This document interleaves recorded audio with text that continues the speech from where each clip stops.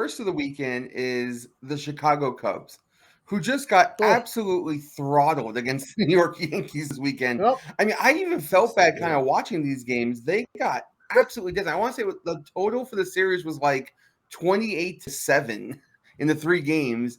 They got none of the games were even really close. They barely feel the team. God, I love watching baseball, but no one likes watching bad baseball, and that was some bad baseball. Aaron? Yeah, for me, there were a few to choose from. I kind of went into the world of football here, and I really think that the Cleveland Browns just can't get out of their own way, and now they're going to be attached to a guy that they're forever going to be linked to infamy with Deshaun Watson, and it looks more and more likely as more and more of this stuff comes out, including implicating the Houston Texans. So all of those people who said, "Well, Houston just wanted to throw a black eye on this guy so that he couldn't just force his way out of the Texans franchise," and now they're being implicated as aiding and abetting some of this guy's just dark past, dark history, dark mind. And Deshaun Watson makes my worst of the weekend. Just what are we up to? 66 now cases. Those with shady 24 massage cases with parlors. 66 occurrences. Occurrences, yeah. So I mean, hey, look, I'm all about people wanting to do whatever they want in their own sick, twisted way. Who am I to judge? But there's always a safety word, and apparently Deshaun doesn't listen to him. Oh Lord. Yeah, that's rough. That's rough, and agree with that as well. My worst of the weekend is watching the NLL game 2, the NLL game finals game 2. I got to watch a comeback by the Mammoth. They won 11-8. In the closing minute, though, things got a little rough, and it all started because a Bandits player cross-checked to the back of the head a Mammoth player who fell into the boards. He got a 5-minute major, and I thought that was a dirty play by a league that what we've come to learn is a bunch of household guys like us. And he did that. I thought that was kind of dirty for a league that can be physical, but never really gets dirty, in my opinion. So that was kind of rough for me to see. You cross-check a dude's head, not a good look. Yeah, I mean, you got the karma that came along with it, and now we have a game 3, a pivotal game 3 between the Bandits, who a lot of people who would still say that they're head and shoulders above this Mammoth team. But I tell you what, Mike, I know that you kind of fell off their bandwagon a little bit, but there's a lot of people that have stuck with them, and the Mammoth have shown the fans some good faith here, and they get it a do or die for all the marbles in the NLL coming up. Here was this Wednesday, I think it is. Saturday. Is it all the way to Saturday? Okay. Wow, that's a long time to wait. A lot of Buffalo fans, I'm telling you real quick before I get to Sammy's best. Dan Lattisaur actually picked the Mammoth to win like a couple weeks ago on the show. That was kind of cool. That was before we even made the final. And then, of course, the game was just electric. It was, oh my Lord, it's phenomenal. I think for NLL Thursday, you need to have Andy Lindahl and Steve Bermel as a double guest for NLL Thursday. I'm trying. I thought about that. That would be pretty cool, if I do say so myself. Fair enough. Sammy, best of the weekend, sir. Sticking with baseball, the San Francisco Giants are my best of the weekend, sweeping the LA Dodgers. The Dodgers have been on my top 2 all season long as best teams in the league. The Giants hadn't swept the Dodgers since I want to say 2016, so kudos to them. They played some great baseball this weekend in a really heated matchup. 2 teams that really don't like each other, and they came out on top all 3, and that's not easy to do against a team like the Dodgers. So good for them. Not even the fans like them to like each other. They do not. And what is your best, sir? Oh, well, you know what? Just go ahead. Go ahead. It's your moment.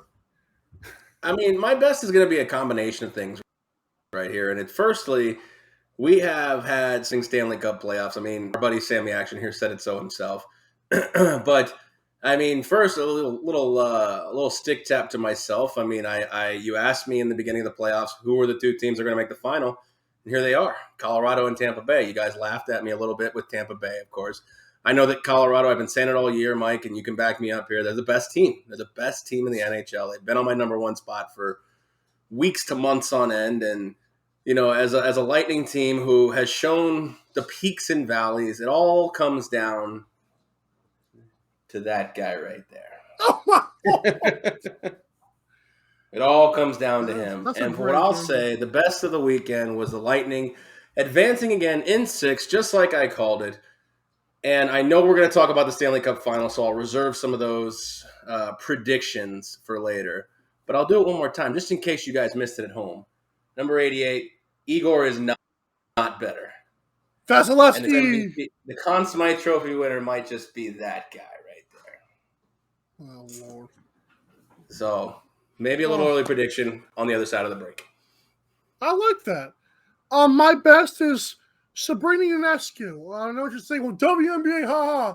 Well, Jason Tatum, albeit at the NBA Finals, had been getting a lot of praise for being the Kobe disciple. That's cool in the NBA, but Kobe also was mentoring Sabrina Ionescu as well. He mentored quite a few people, but these two cats were the cream of the crop. And so I want people to give credit to Sabrina Ionescu, who actually recorded her second career triple-double as the Liberty barely lost to the Chicago Sky on a last-second three-pointer. But Sabrina scored like 27, 13, and 12. And people need to give her credit. She's fantastic. There's a great rookie named Ryan Howard in the WNBA. Lots of great young women playing basketball. And yes, the video was funny, Aaron, that you sent me on Instagram. The $1 or WNBA game, it's funny. Oh, that was a great video. If anybody gets a chance to watch that, that was pretty funny. I know it's a diss at Steph the Goblin. WNBA, but I still thought it was hilarious. Sammy, obviously you don't know what's going on. There was a guy who literally walked around, I think it was New York, and he said, would you rather have, or was it Indianapolis? He said, would you rather have this courtside at WNBA ticket or $1? And I think it was overwhelming that everybody took the $1. That's sad. But It fun. is, but It is. I mean, But he actually has a lot of funny videos I found. I actually followed the guy because I'm I wondering, didn't. like, I just he's it pretty felt funny. it felt exactly like what a lot of people have been saying. Look, it's not that it's not a great product. It's just not entertaining for the masses. I mean, I wouldn't know what was going on unless you told me, Mike. And yes, Sabrina Ionescu, I know she went to Oregon. I know she's one of the few people in WNBA who's had multiple triple-doubles. But in a league that's fundamentally, so you would think triple-doubles would happen more often, but they don't. So the WNBA has the opposite problem of the NBA. The NBA is looking for parity, right? They're looking for all teams to be able to compete and all fan bases basically being able to get involved. The WNBA would be well served to have one super dominant team, right? Build up a team that just crushes everybody and everybody wants to see, and then have teams start fighting to tear that one team down. It's in your city.